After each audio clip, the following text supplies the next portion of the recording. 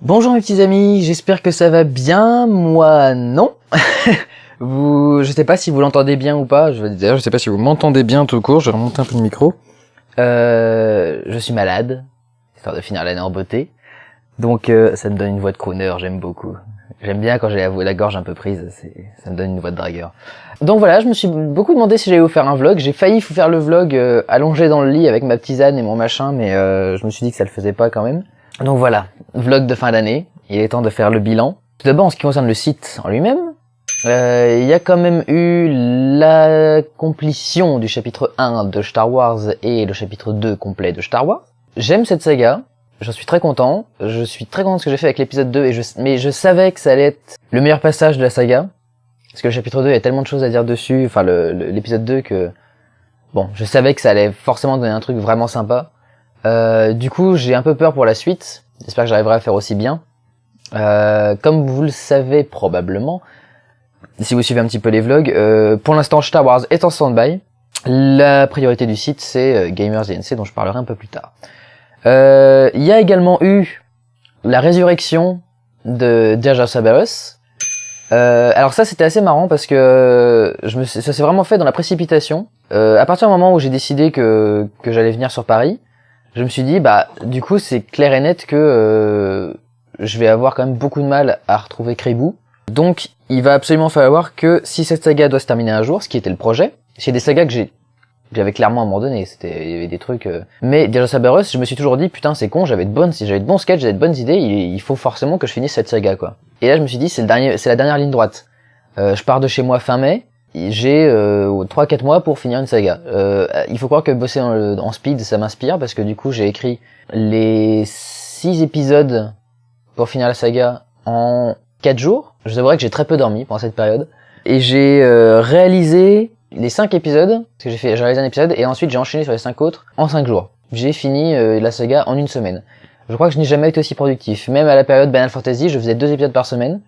Là, réussir à en faire 5 en une semaine, je pense que j'aurais du mal à faire mieux. Ça a d'ailleurs beaucoup fait rager Paxel et Gorkab qui eux ont toujours beaucoup plus de mal à faire avancer leur saga. Et quand ils m'ont vu arriver chaque jour avec un nouvel épisode, ils étaient un petit peu crispés. Mais voilà, du coup, je suis très content de la fin que j'ai donnée à Jar Jar Cerberus, je l'aime beaucoup. J'étais parti à la base pour rester sur la fin de l'épisode 10, et donc j'ai fait un épisode bonus pour rajouter certains sketchs. Parce qu'il y avait aussi le truc, c'est que du coup, en refaisant Jar Jar Cerberus, je me suis remis à FF7, et j'ai revu à quel point c'était bon, et j'ai fait ma première partie clean, ma première partie sans cheat codes, sans trucs dans le genre. Et du coup, j'ai redécouvert des passages de la saga, j'ai redécouvert des trucs, et beaucoup de choses que je n'avais pas parodiées, qui manquaient vraiment à Final Fantasy, qui m'ont presque lancé dans un remake. Mais je sais que c'est absolument atroce de faire Final Fantasy, donc il est hors de question que je fasse un Final Fantasy un jour, donc, ni un remake. Mais du coup, je me suis dit, voilà, un petit épisode bonus, pour faire un peu le con et pour lancer des trucs sympas, voilà. On va pouvoir faire ce truc-là. Ne serait-ce que pour placer la réplique remplis-moi la jauge, voilà, il fallait que je fasse ce petit bonus. En ce qui concerne le site également, la sortie de Gamers INC, 5 épisodes disponibles pour l'instant. La série a l'air de plutôt pas mal partir, puisque là où d'habitude mes vidéos sont regardées 2 ou 3 000 fois, ceux-ci sont déjà vus 6 000 fois pour certaines. Apparemment l'épisode 5 a vraiment beaucoup plu, donc je suis content. Nouvelle session de tournage à la rentrée de 2012. Et puis voilà, ça va avancer tranquillement. Petit à petit, on va tourner des épisodes comme ça à la suite. Donc voilà, je vous tiendrai informé quand il y aura eu des tournages, et puis vous aurez les sorties d'épisodes de Gamers, qui sont donc normalement la grosse activité du site. C'est absolument atroce de faire une incrustation fond vert, parce que on n'a pas des caméras pro qui enregistrent parfaitement les informations de couleur, on a des caméras voilà, grand public qui compressent les informations de couleur, qui du coup distinguent beaucoup moins les verts du reste, et du coup quand on fait de l'incrustation, ça mange toujours un petit peu sur ce qui est à côté, sur les cheveux de Lixim, sur les surfaces qui réfléchissent comme le téléphone par exemple, qui devrait normalement être interprété comme du noir, et qui là du coup est interprété avec une partie de vert à l'intérieur parce qu'il y a du vert autour, enfin bref. Et une caméra pro aurait des couleurs parfaitement retranscrites pixel par pixel, et ferait une incrustation beaucoup plus facile à faire. Là du coup c'est un peu moins évident. Donc autant le montage je m'en sors plutôt bien, autant au niveau du fond vert c'est toujours aussi chiant à détourer, c'est très lourd à faire. Mais bon, on va essayer de faire ça comme il faut. En tout cas je suis très content que la série marche bien, parce que il suffit que vous revoyez la vidéo de l'année dernière, c'était vraiment le gros projet que j'avais pour cette année, Gamers. et je suis vraiment ravi que ça fonctionne comme ça fonctionne pour l'instant. Alors 2012, c'est aussi l'année des vlogs, puisque c'est quand même la première année qu'il y en a voilà tout le temps et que j'en ai quand même sorti quasiment un par semaine. Donc ça a fait quand même vachement d'activités sur le site et vachement de sketchs à trouver, de petits délires. La création de deux nouvelles mascottes du site que sont Dark Dudu et Nicole, qui marchent très bien pour l'instant, que je fais venir avec parcimonie parce que j'ai pas envie que ça s'affaiblisse trop vite comme sketch. En particulier Nicole, parce que j'ai toujours du mal à savoir si je la fais parler ou pas. Donc voilà, pour l'instant j'ai encore beaucoup d'hésitations sur Nicole. Durandal fait le popote, il n'y a pas encore eu de tome 2, je vais vous en faire un, j'essaie encore de trouver une recette intéressante en fait. Le truc c'est de trouver un truc sympa à filmer. Le 4 quarts c'était tellement ignoble comme matière que voilà, je voulais faire une vidéo là-dessus, mais en dehors de ça, il faut trouver autre chose. Donc je vais trouver quelque chose à vous cuisiner et vous faire en vidéo, mais voilà, c'est vrai que j'ai pas trop d'inspiration pour le moment. Et puis Durandal vous parle de ses cadeaux qui sont donc quelque chose qui a été, j'allais dire imposé par Elixim, c'est-à-dire que comme je recevais des présents de la wishlist, beaucoup de gens sont un peu opposés, dans ma famille aussi par exemple, beaucoup de gens qui trouvent que c'est un peu abusé que je me fasse offrir des choses par mes fans. Et Elixim m'avait dit du coup, c'est quand même gonflé ce que tu fais, faudrait au moins que tu rendes quelque chose, je sais pas, parle des films, fais un truc en retour des cadeaux. Bon, les cadeaux sont déjà censés être un retour par rapport à ce que je fais, mais bon, ça c'est autre chose. Du coup, donc les Durandal parle de ces cadeaux qui m'ont permis de faire des sketchs assez sympas sur des petits trucs que j'aurais pas abordés autrement. Torchwood par exemple, je pense que j'aurais eu du mal à faire des sketchs dessus, et donc ça a été le premier des Durandal parle de ses cadeaux. Pour les doubles aussi, puisque avec Tamara Drew, Nicole a eu une de ses plus belles prestations en personnage. Et puis alors aussi quelque chose qui a beaucoup marché, et je m'y attendais pas d'ailleurs, ce sont les vlogs sur les villes. Donc Saint-Brieuc, la ville où je suis mort, Rennes, Renaissance et Nevers, niveau -1. Qui ont vraiment beaucoup marché, avec des réactions extrêmement opposées pour Saint-Brieuc et Nevers. C'est-à-dire que d'un côté, il y a ceux qui pensent comme moi que ce sont des villes mortes et que c'est nul et que voilà. Autant il y a des fervents défenseurs de la ville qui m'ont envoyé des trucs mais d'une violence que je n'imaginais absolument pas. Il y a des gens qui m'ont très clairement dit qu'ils avaient envie que je chope le sida et que je crève dans un coin de caniveau tellement j'étais un connard. C'est un petit peu exagéré pour avoir simplement dit du mal d'une ville. J'ai reçu des choses comme ça, hein. Vous pouvez regarder les commentaires parce que je les supprime pas. Tellement drôle à lire que je les supprime pas. Vous pouvez regarder les commentaires qu'il y a eu sur Nevers en particulier, mais sur Saint-Brieuc aussi. Vraiment, il y a des trucs d'une violence assez puissante. Je comprends pas trop comment est-ce qu'on peut être à ce point attaché à cette ville. Il y en a un qui m'avait envoyé un argument de merde aussi sur Saint-Brieuc. Il m'avait dit oui, mais Saint-Brieuc, tu comprends, c'est une ville qui a eu beaucoup de vécu. Elle a été à moitié détruite pendant la guerre, et puis il y a eu la peste et tout. Excuse-moi mon vieux, mais sors-moi une ville en France qui n'a pas été touchée par la guerre ou la peste. Si c'est pour dire des trucs aussi cons, c'est pas la peine de les marquer, quoi. Alors, beaucoup de gens me demandent encore quand est-ce que je fais une vidéo sur Paris. Ça fait que 3 mois que j'y suis, les gars, donc il va falloir que je découvre un petit peu le truc. Surtout que Paris est quand même une ville assez grande. Donc je ferai sans doute une vidéo sur Paris, un de ces 4, mais je sais vraiment pas quand. Surtout qu'à Paris, j'ai quand même beaucoup plus de scrupules à sortir ma caméra dans la rue.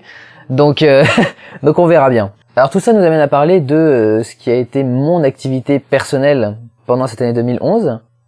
Ça a été une année assez particulière, une année de chômage, une année de déménagement, une année assez dure sur la fin. On va reprendre ça depuis le début. Donc au début de l'année, j'ai pris la décision donc de quitter mon emploi à Micromania pour reprendre des études en école de cinéma à Paris. Du coup, une fois que j'ai été accepté donc à l'ESSEC, il a fallu donc déménager une première fois d'abord chez mon père, puisque je devais d'abord rendre mon appartement sur Rennes, et ensuite je suis arrivé donc maintenant ici à Paris dans cet appartement. Du coup, ce qui est sympa, c'est que ça a créé des changements de décor dans les vlogs. J'ai beaucoup aimé d'ailleurs tourner dans la chambre que j'avais chez mon père parce qu'il y avait des belles perspectives.